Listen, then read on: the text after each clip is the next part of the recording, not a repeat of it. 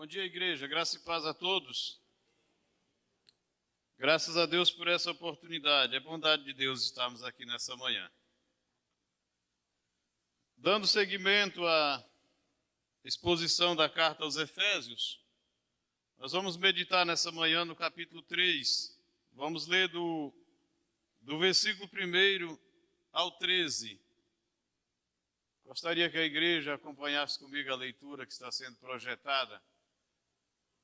Por esta causa, eu, Paulo, sou prisioneiro de Cristo Jesus, por amor de vós, gentios.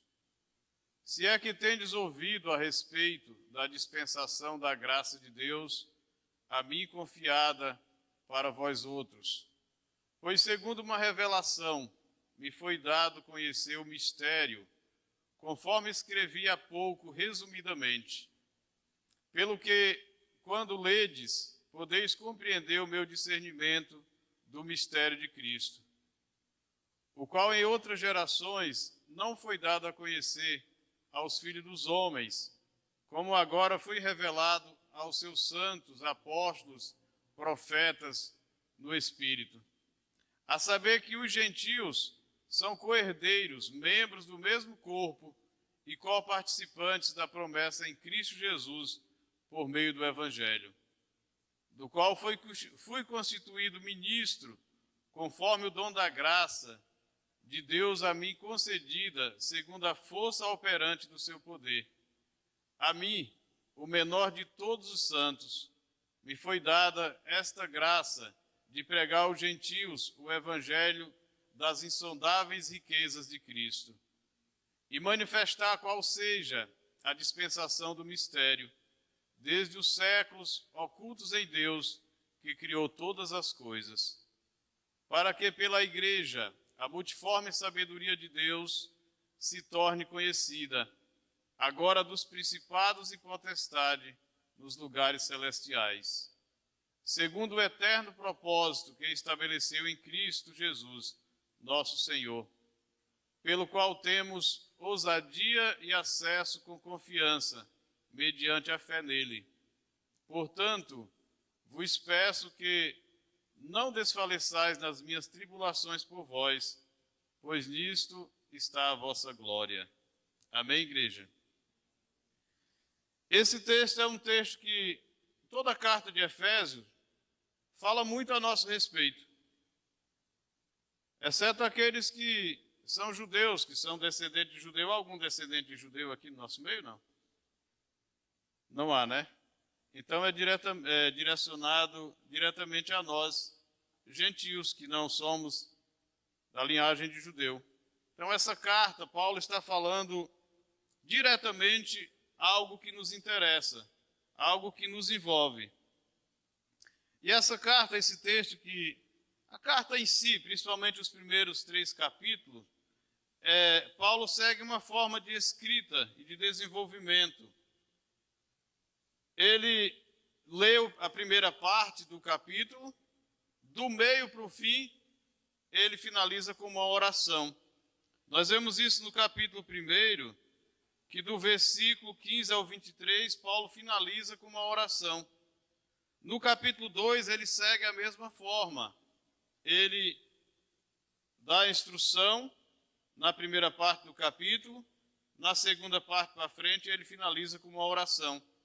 E aqui no texto que nós lemos, segue o mesmo desenvolvimento, pois ele inicia no capítulo 3, por esta causa, eu, e faz uma pausa.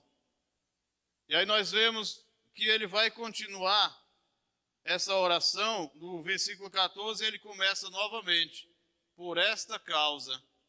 Ou seja, ele inicia, faz uma pausa, dá uma instrução daquilo que ele quer ensinar aos irmãos, e no versículo 14 ele retoma e finaliza com a oração. Antes de orar, Paulo abre um parêntese, como que encorajando os irmãos que receberiam essa carta, ele resolve dar um testemunho de si mesmo, em relação à responsabilidade e a sua vocação diante de Deus para a responsabilidade de anunciar o evangelho aos gentios, mesmo sendo ele judeu. E Paulo mostra o quanto ele era grato e o quanto ele se sentia feliz, honrado por esse chamado de Deus, mesmo sabendo que passaria por muitas provações. Então Paulo, ele inicia, quer começar a orar pelos irmãos, ele faz uma pausa e testemunha o porquê do seu chamado, do seu envio aos gentios. Esse texto ele é dividido em duas partes.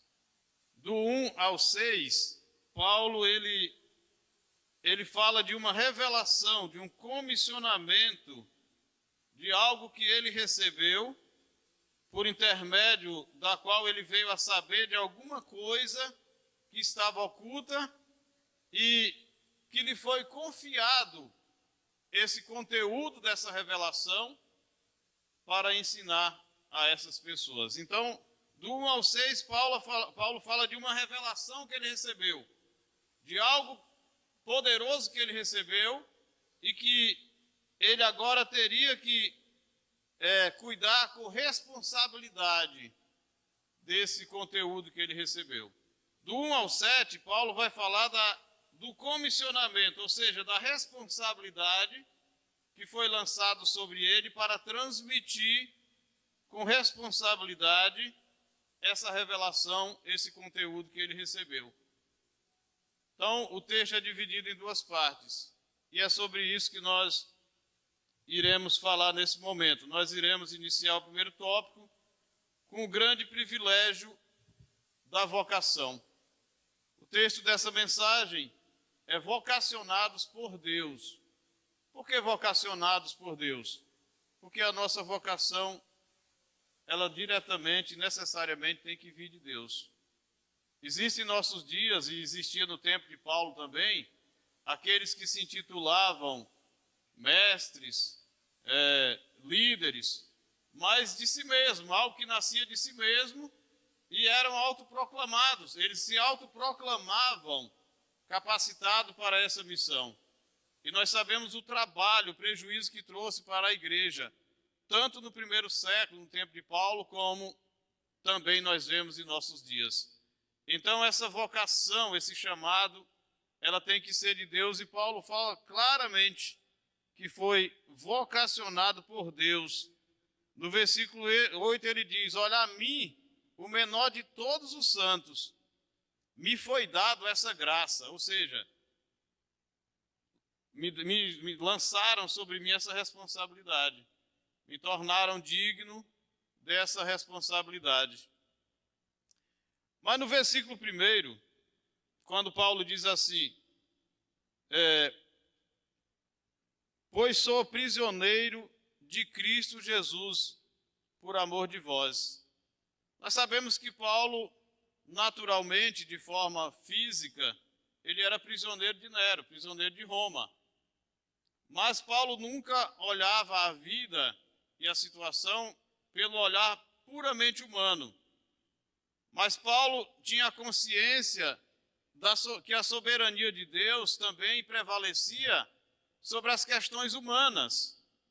Então, qual o entendimento de Paulo? Eu estou preso. Estou preso, encarcerado por Nero, por Roma, mas o entendimento de Paulo é que essa prisão tinha a ver com um propósito maior de Deus do que apenas com a realidade física de ter sido preso por pregar o evangelho aos gentios. Então, nós vemos a consciência de Paulo a respeito de sua realidade. Nós vemos a maturidade como Paulo tratava essa situação. Paulo não olhava a situação em que ele estava apenas pela realidade em sua volta. Mas Paulo, entendendo a soberania de Deus e o poder de Deus sobre todas as coisas, ele entendia que a sua prisão havia um propósito maior, além daquele encarceramento de Nero. Paulo entendia que Deus estava realizando um propósito maior, tinha um propósito maior naquela sua cadeia, naquela sua prisão. E isso é um ensinamento para nós, porque muitas vezes nos falta esse discernimento de entender que Deus ele está no controle de todas as coisas. Que a soberania de Deus também atua nas questões humanas.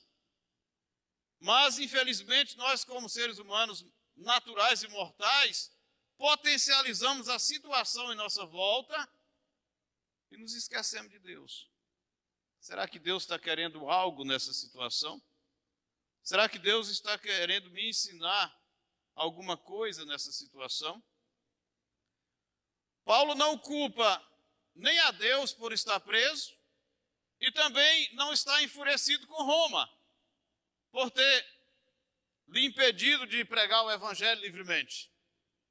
Paulo está cônscio da soberania de Deus naquela situação e do propósito de Deus naquela situação.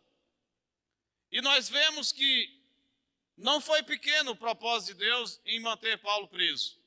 O próprio Paulo vai testemunhar que toda guarda pretoriana, ou seja, todo aquele exército do rei que estavam ali naquele palácio, ouviram a respeito do evangelho. E de que, qual outra forma se encontraria de entrar naquele palácio e pregar para aqueles guardas, se a pessoa lá não estivesse e conseguisse ganhar a confiança daqueles homens? Então nós vemos aqui na prisão de Paulo, e Paulo tinha essa consciência de que a prisão dele não era algo apenas físico, mas tinha um propósito maior da parte de Deus. E Paulo trata isso com uma maturidade, com uma mentalidade totalmente espiritual. No versículo 2, ele chama a atenção dos irmãos, dizendo o seguinte: se é que tendes ouvido a respeito da dispensação da graça a mim confiada para vós outros.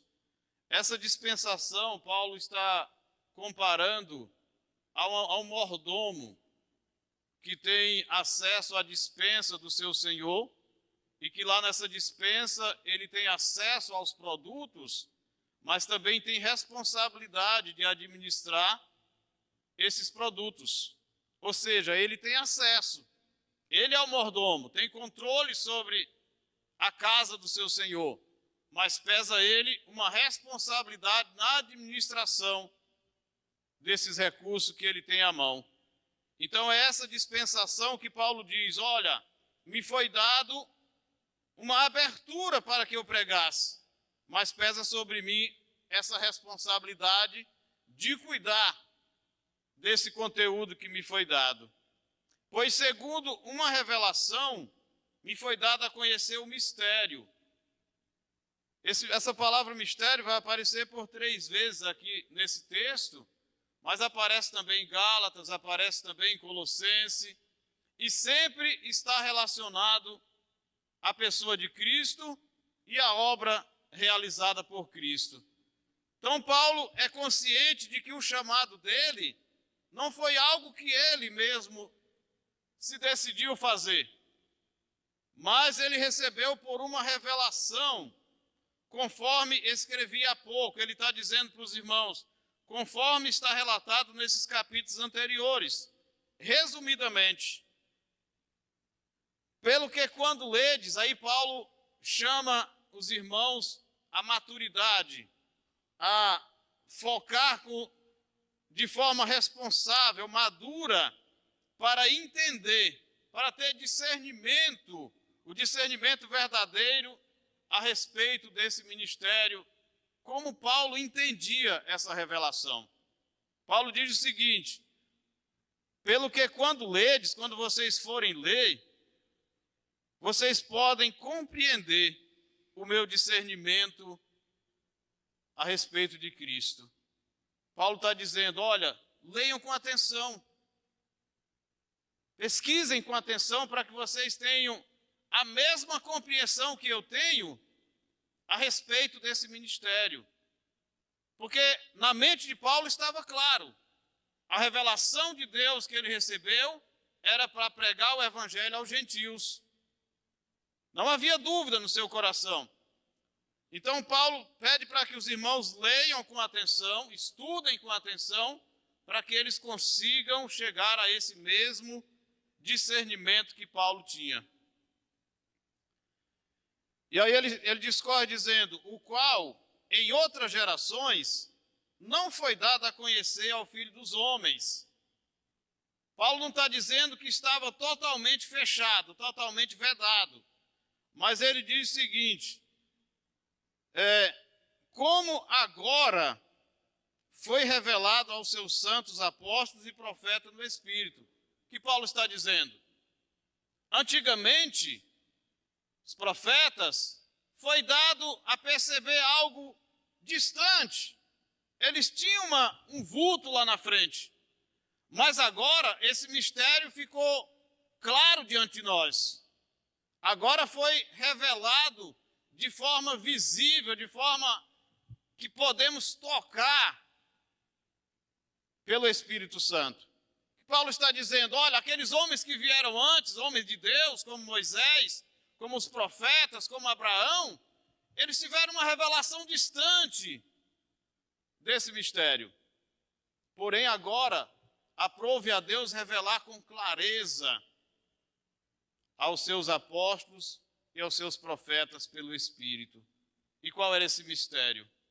Esse mistério, meus irmãos, era a capacidade de Deus de romper a barreira, como Paulo mesmo diz no capítulo anterior.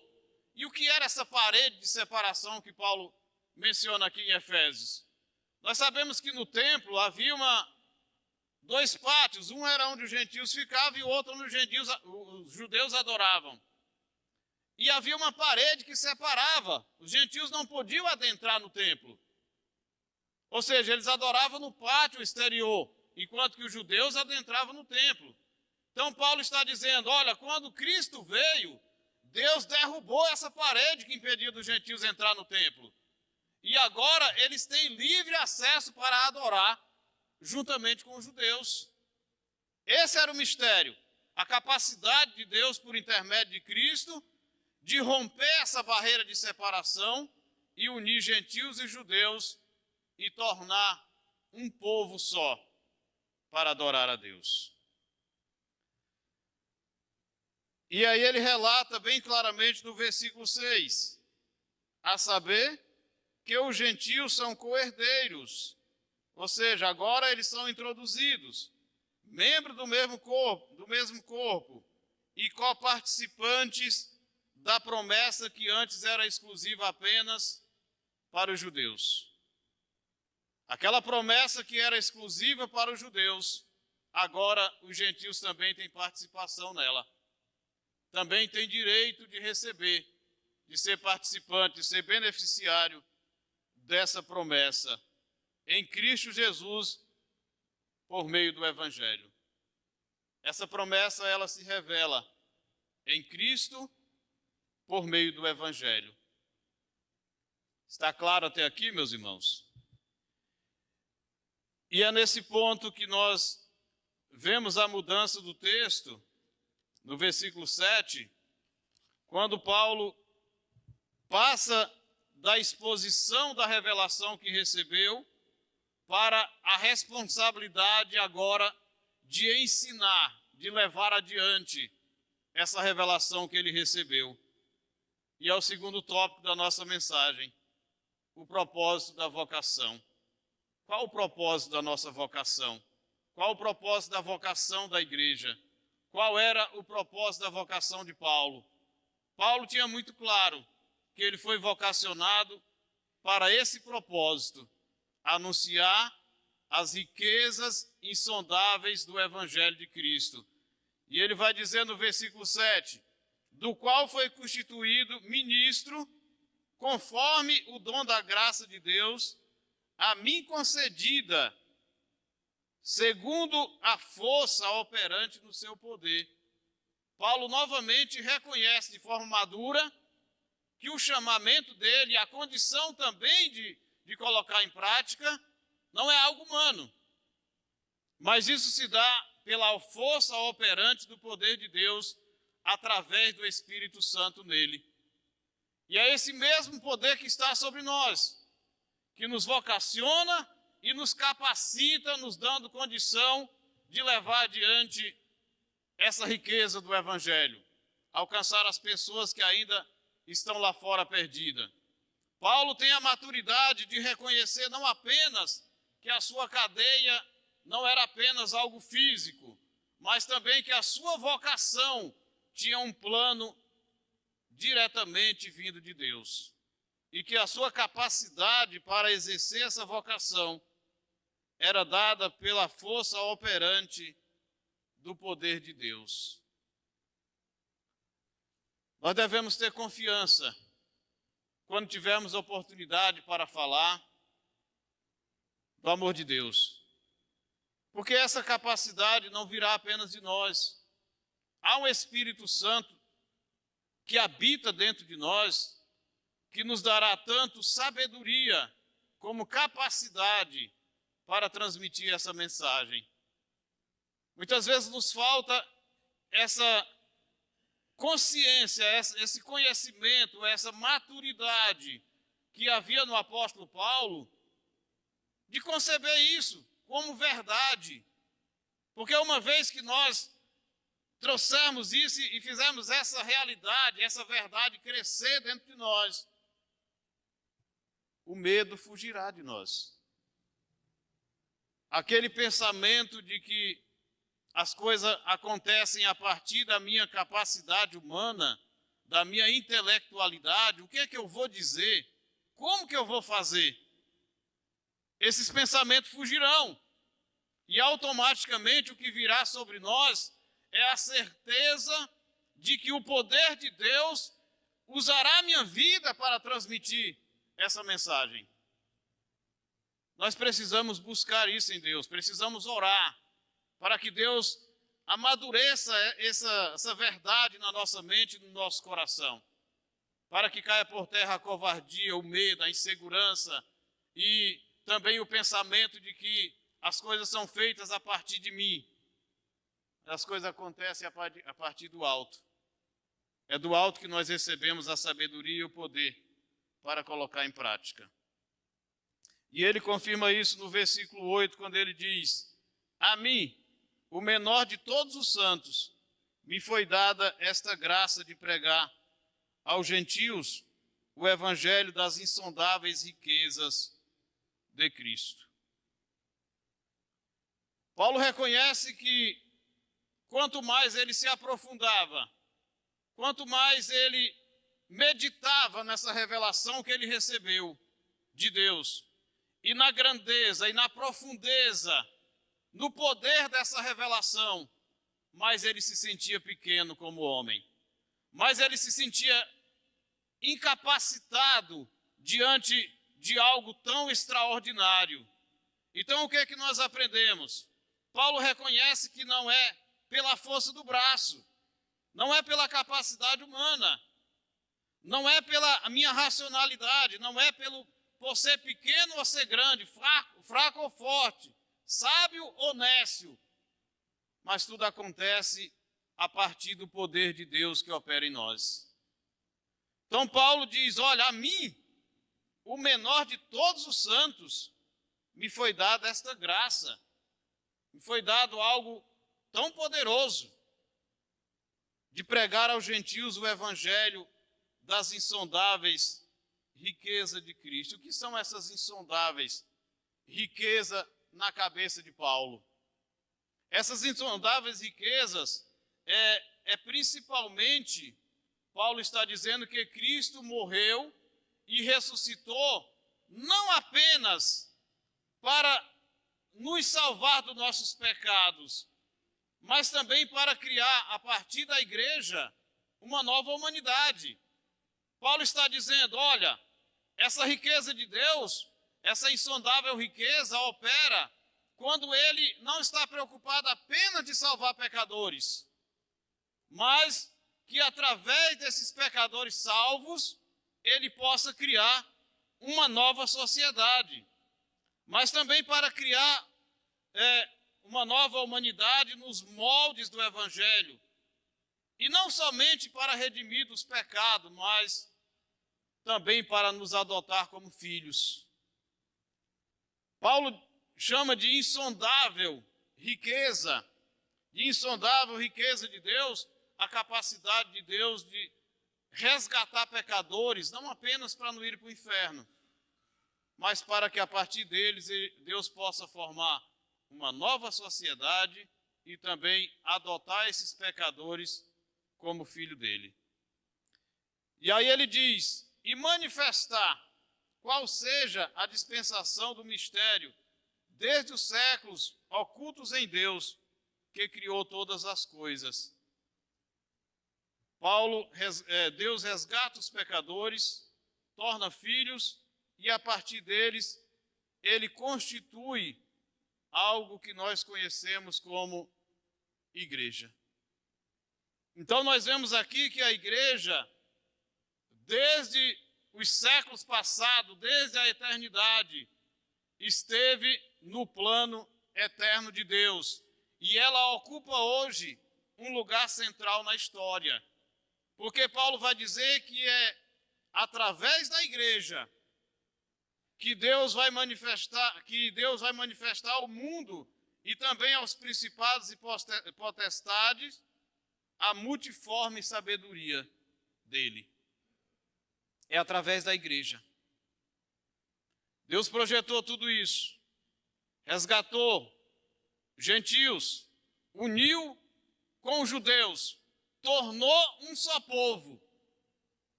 Mas é através da igreja que Deus coloca esse projeto em prática. É através da igreja que Deus revela essa multiforme sabedoria. E o que é multiforme? Multiforme está relacionado a algo que, como um bordado, né, de várias cores, como um diamante que, quando você gira, ele tem várias cores, não é isso? Então, essa multiforme que Paulo diz está relacionado a um objeto com multicores. E o que é que Paulo está dizendo? Paulo está falando da natureza e também da composição da igreja, que é um órgão multicultural, multirracial, que compõe e comporta num só lugar pessoas americanas, europeias, latino-americano, haitiano, africano.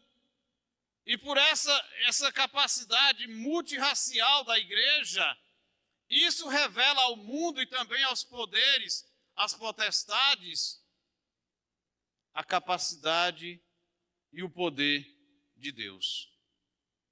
E isso só é possível na igreja. Isso só é possível quando nós assumimos o nosso papel como igreja. Essa capacidade de acolher pessoas diferentes, que pensam diferentes, pessoas de cultura diferente, formação diferente, isso revela a multiforme sabedoria de Deus, de romper todas as indiferenças que constituem as culturas dos povos e fazer com que esses povos, pessoas tão diferentes, consigam juntamente no mesmo lugar adorar um só Deus. Isso é a multiforme sabedoria de Deus que Paulo relata que a igreja tem esse papel, porque é pela igreja que Deus quer revelar a sua sabedoria ao mundo. Através dessa capacidade multirracial.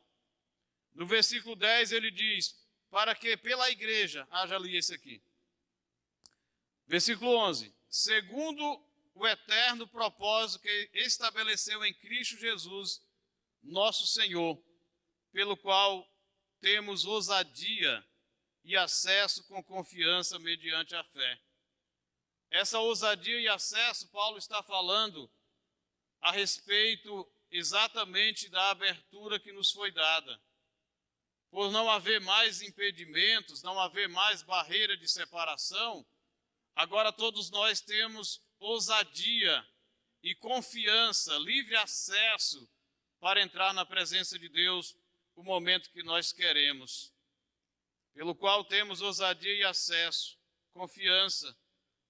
E aí ele finaliza dizendo: portanto vos peço que não desfaleçais nas minhas tribulações por vós, pois nisso está a vossa glória. Uma carta de encorajamento. Paulo relata todo agir de Deus através dele para benefício dos gentios. E Paulo finaliza dizendo: olha, não tenho a minha cadeia como algo que vai fazer sucumbir a fé de vocês. Antes, olhem para mim, aqui preso, como alguém que está lutando pela causa de vocês. Eu estou aqui preso, mas continuo lutando, continuo batalhando por essa causa. Continuo trabalhando para que esse projeto de Deus seja aplicado cada vez mais em favor de vocês. Então, ao invés de vocês ficarem atribulados, vocês devem olhar para essa situação e para a minha cadeia como motivo de glória, de ter alguém que se importa com a causa de vocês, que se importa com vocês. Esse deve ser o nosso pensamento em relação a Cristo, em relação à igreja. Nós não podemos, e também em relação a nossas batalhas, nós não podemos estar desfalecidos diante das lutas. Precisamos olhar para as situações, entendendo que há alguém que luta por nós, há alguém que batalha pela nossa causa. Cristo, ele subiu aos céus, mas ele continua olhando por nós, ele continua olhando pela igreja. Então, para finalizar, gostaria de deixar para a igreja apenas um conselho, vamos dizer assim. Diante das situações da vida, devemos analisar com mais maturidade o que está acontecendo em nossa volta, para não focarmos demais no propósito errado, mas entendemos que Deus, ele é soberano sobre todas as coisas. Então, antes de tomarmos alguma decisão, de começarmos a debater, criticar, blasfemar, precisamos orar a Deus para que ele nos dê o entendimento do porquê dessa situação. E assim estaremos como Paulo, preso, impedido de ir e vir, mas consciente de um propósito maior da parte de Deus naquela situação dele. Amém? Curve a sua cabeça. Senhor, graças te damos porque a tua palavra nos orienta e nos ensina. Pedimos ao teu Espírito Santo que ao mesmo tempo, Senhor, que nos dê a maturidade diante das adversidades da vida, também nos fortaleça com o teu poder diante dessas adversidades. Nos dê a capacidade, Senhor, de exercer o papel tão importante que a igreja tem, de revelar ao mundo e também, Senhor, diante das potestades, dos espíritos malignos, a multiforme sabedoria de Deus, que é, Senhor, a capacidade de unir todos os povos num só corpo, Senhor, meu Deus, para que possamos te adorar. Derrame a tua graça sobre essa igreja, sobre cada um dos irmãos, nos capacitando, Senhor, a colocar em prática tudo aquilo que vier a nossas mãos, Senhor, no nome de Jesus. Amém.